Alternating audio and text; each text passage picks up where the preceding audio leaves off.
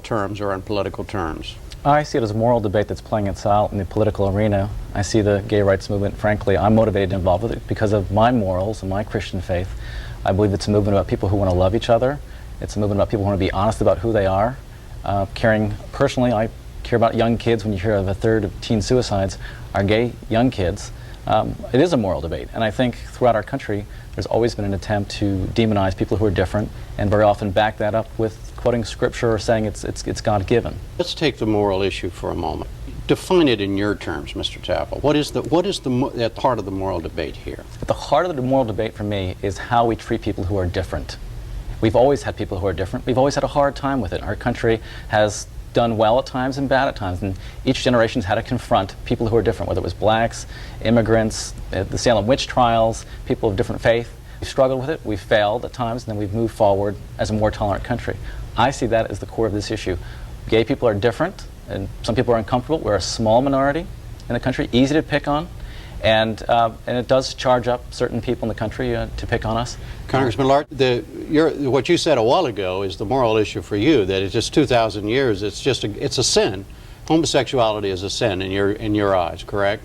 That's correct. And that is the heart of the argument from a moral standpoint for you. It is, but let me say at the same time that I don't think that there's a hierarchy of sin, that I would say the same thing is true about adultery or any sort of promiscuity that people are committing today. Yeah. Shame or embarrassment or hesitation to say we stand for marriage as being a man and a woman. It would be suicide politically for the party to do anything else, and I think the overwhelming majority of the American people will agree with us on that. You challenge that, Mr. Chappell? The overwhelming number of the American people would agree with Mr. Bauer's approach?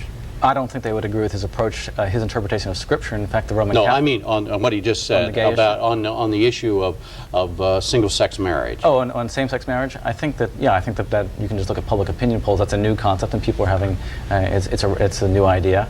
But again, he is justifying it again, saying this is the way it's always been in Scripture. Well, for example, if you go into the Old Testament, you find out that Solomon had 500 wives and 300 concubines. I mean, it hasn't always been that man and a woman is the sense of marriage.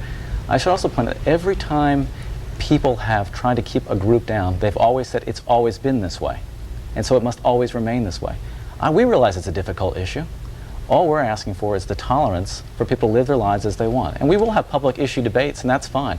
When you say a difficult issue, define difficult issue. Why is this so difficult? It's difficult because if you are a heterosexual person, it's hard to imagine, it's hard to think about, it's hard to understand. It's different from you. The same way, 100 years ago, or 200 years ago, the idea about slavery, that people believed that blacks were second-class citizens, they were demonized, all kinds of horrible things were said about them. We actually had slavery. There was an evolution in thinking that took place, that had to take place. Is this an issue for which there can never be, I mean, this, unlike some issues, well, we'll go off and we'll have a compromise and we'll work this thing out. Is this one so deep-seated that there can never be a compromise, there's always going to be an agreement to disagree? No, I think someday we will look back on the people who opposed equality for gays as we do at George Wallace right now, or the Civil War. I think we look back in history and certain people said this is the way it always was, it always will be, and we look back and things do change, and I think it will change. I think we will win. I just want to respond on the personal level. When we're talking about this is not just a public policy discussion, and this is why we get so upset. This is very personal. We are being personally insulted.